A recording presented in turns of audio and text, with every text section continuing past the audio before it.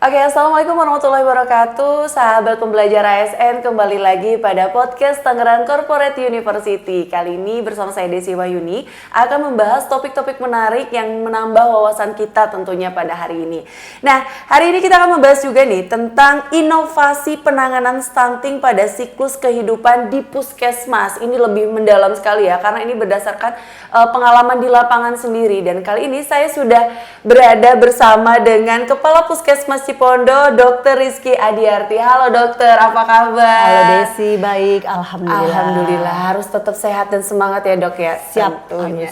Nah ini dok, ngebahas soal inovasi penanganan stunting. Nah dokter ini kan memang yang bergerak langsung bersama dengan masyarakat lah ya untuk menjalankan beberapa program-program yang ada dari pemerintah pusat hingga pemerintah daerah dan ada di Puskesmas sendiri nih dok. Nah untuk inovasi sendiri nih dok, siklus 1000 hari pertama kehidupan ini mungkin boleh dijelaskan nggak sih dok, apa saja sih hal-hal tersebut terjadi kepada masyarakat tentunya?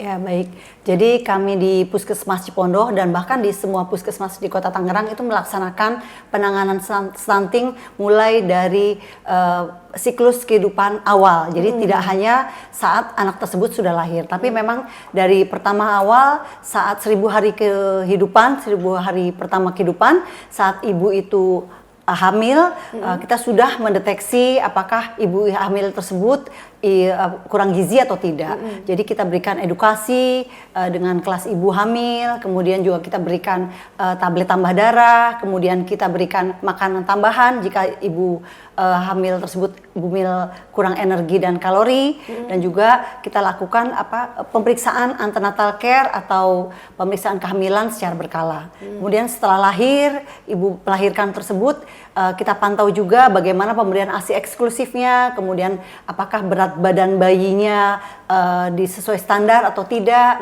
itu kita intervensi kembali, kemudian kita berikan makanan tambahan juga kepada balita setelah ASI eksklusif selesai. Kemudian juga kita melakukan intervensi di posyandu untuk balita-balita tersebut, dan juga setelah posyandu balita juga dilakukan imunisasi, baduta, kemudian prasekolah juga tetap kita pantau dengan SDI DTK, kemudian juga saat usia sekolah tetap kita lakukan imunisasi dengan bulan imunisasi anak sekolah, kemudian saat remaja dengan kesehatan reproduksi di remaja, dan balik lagi kembali saat pranikah kita lakukan edukasi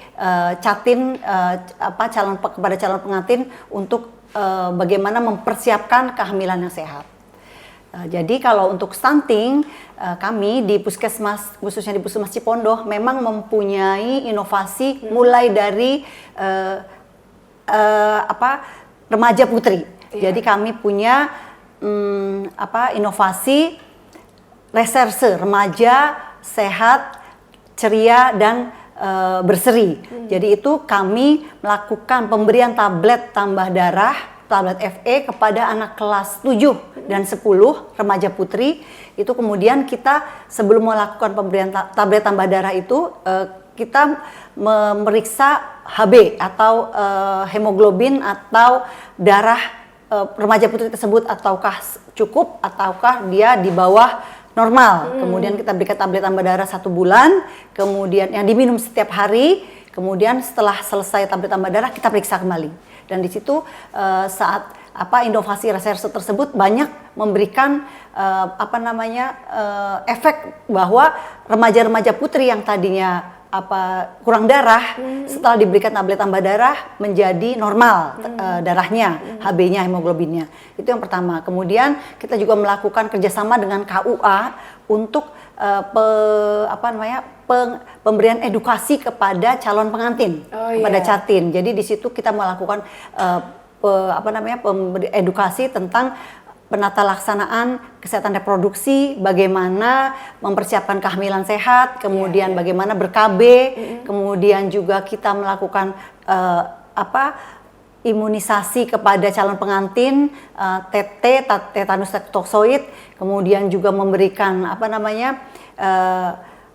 penyuluhan tentang bagaimana nanti harus menjaga kelahiran.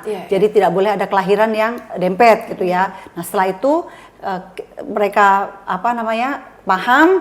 Nah, nanti setelah hamil pada ibu hamil kita juga melakukan intervensi, yaitu kita melakukan penimbangan, kemudian pemeriksaan kehamilan, yaitu di pemeriksaan antenatal care atau pemeriksaan kehamilan, yaitu dilakukan 6 kali selama dia kehamilan gratis di puskesmas dan juga bisa 2 kali USG di puskesmas dengan dokter di puskesmas Cipondoh dan gratis juga untuk pemegang BPJS. Ya, jadi peserta BPJS. Jadi itu amat sangat membantu apakah ibu hamil tersebut hamilnya normal atau tidak. Karena kalau ibu hamil tersebut tinggi fundus uterinya atau tinggi perutnya itu rendah, sudah kemungkinan dia bisa melahirkan bayi-bayi BBLR atau berat badan lahir rendah dan atau stunting. Begitu juga jika lingkar lengan tangannya, lingkar lengan kirinya kurang dari 23, bisa jadi dia adalah bumil kek yang nantinya bisa melahirkan bayi-bayi BBLR, berat badan lahir rendah dan juga stunting. Nah, jadi itu kita intervensi dengan pemberian makanan tambahan. Kemudian kita intervensi juga dengan dilakukan edukasi masa kehamilan, psikologis, senam hamil begitu. Nah, setelah melahirkan, bayi-bayinya juga kita edukasi untuk mendapatkan ASI eksklusif. Karena dengan ASI eksklusif itu bisa meningkatkan berat badan bayi baru lahir secara bertahap dan itu paling baik. Karena itu juga murah dan mudah diberikan kepada bayi. Kemudian kita berikan edukasi bahwa bayi tersebut harus dilakukan imunisasi mulai dari dia lahir. Kita suntik imunisasi hepatitis, kemudian sebulan kemudian kita suntik lagi pentabio, yaitu DPT, HIB dan HB. Kemudian ada lagi polio. Kemudian nanti 9 bulan ada lagi campak. Jadi kita harus memastikan bayi tersebut mendapatkan imunisasi dasar lengkap. Nah, setelah itu dia masuk ke 2 tahun ke atas. 2 tahun ke atas kita pantau dengan pemberian makanan tambahan yang cocok untuk balita tersebut. Dan juga ada lagi imunisasi untuk 2 tahun ke atas sampai 5 tahun, ulangan campak dan juga ulangan difteri serta polio. Nah, itu kita pantau lagi. Kalau berat badannya masih kurang, kita lakukan di puskesmas itu ada pos gizi.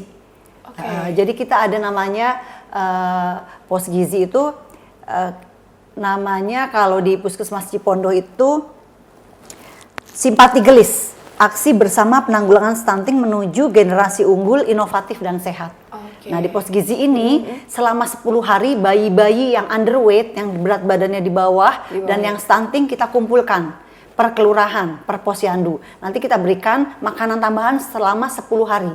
Selain makanan tambahan, dia juga kita berikan edukasi tentang bagaimana cara memasak makanan untuk bayi dan untuk balita yang sesuai dengan gizinya, gizi seimbang. Kemudian juga di situ kita melakukan pemeriksaan gigi, kemudian kita lakukan pemeriksaan tes mantuk untuk melihat apakah dia misalnya ada penyakit penyerta seperti TBC.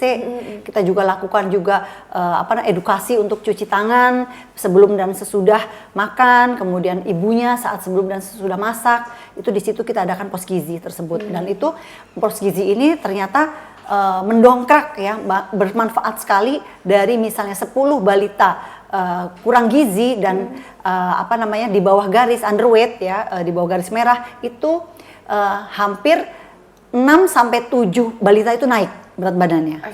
Dan kita harapkan memang setelah intervensi 10 hari ini dia akan berlanjut di intervensi oleh lingkungannya. Ya, jadi kita sudah melakukan pos gizi ini secara 3 kali bertahap. Jadi memang dengan 35 posyandu kita sudah melakukan di 20 posyandu. Itu saat dia balita. Kemudian nanti saat dia sudah masuk ke prasekolah, kita lakukan pemeriksaan SDI DTK. Itu kita bekerja sama dengan PAUD, dengan TK gitu ya, untuk memeriksa perkembangan motorik, sensorik dan juga tinggi badan, berat badan anak-anak prasekolah. Nah, setelah sekolah ada lagi programnya di puskesmas.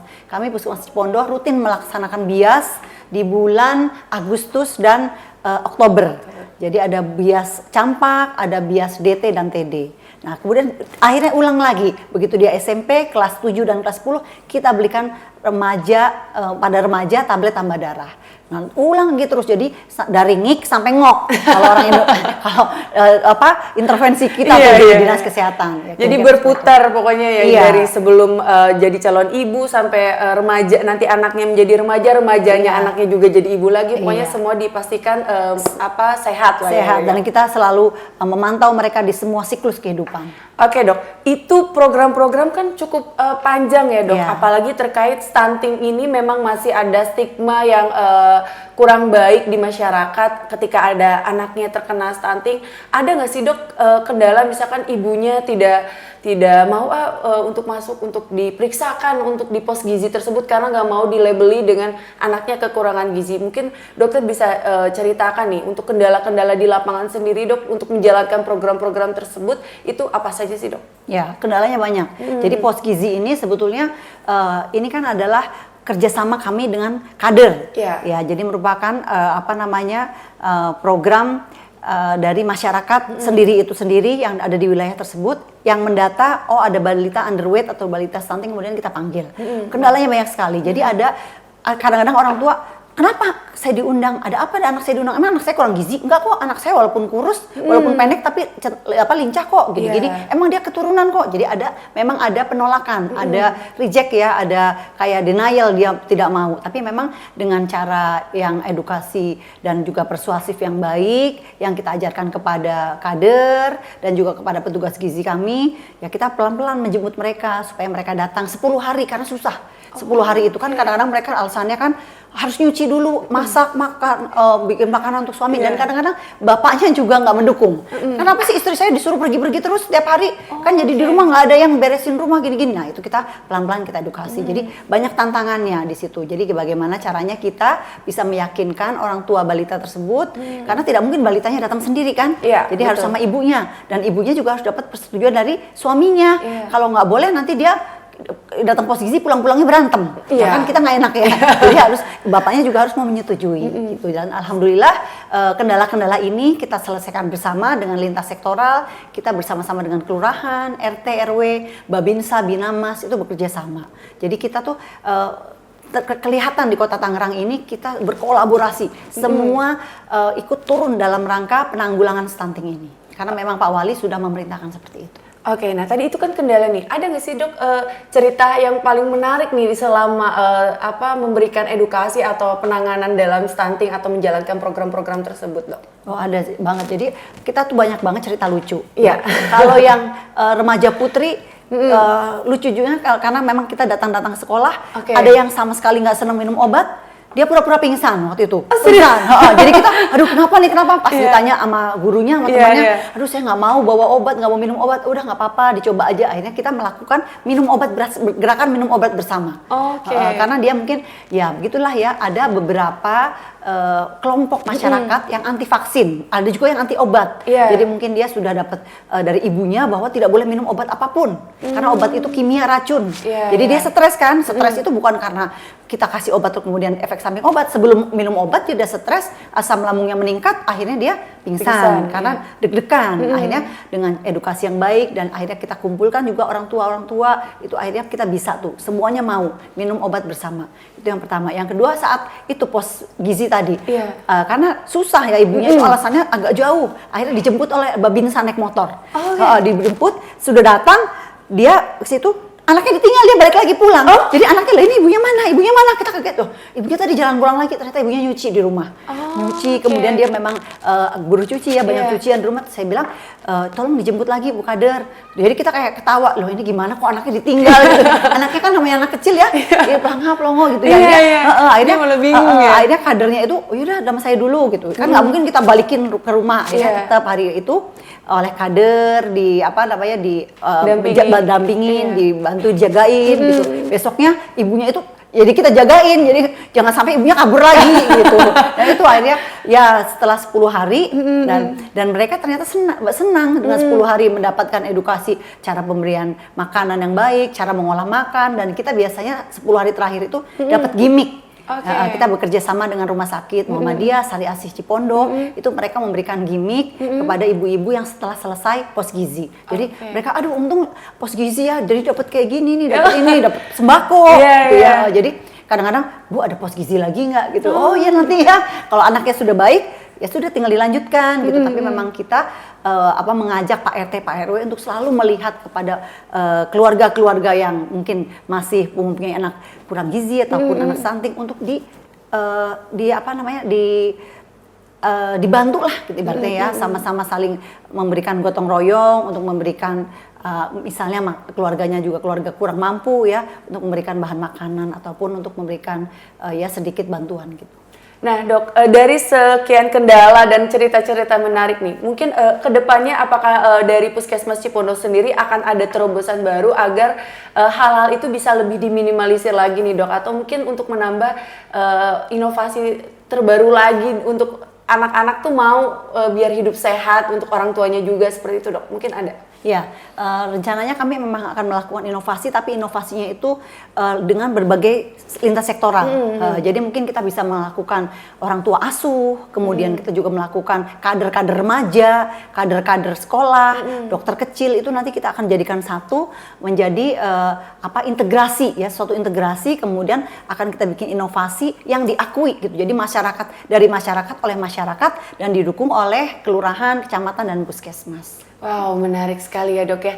Jadi memang untuk kedepannya rencananya malah melibatkan masyarakat untuk menjadi kader, bahkan untuk remaja-remaja yang tadinya takut mungkin ya, jadinya bisa untuk lebih menjadi aware sendiri. Remaja, iya, betul sekali.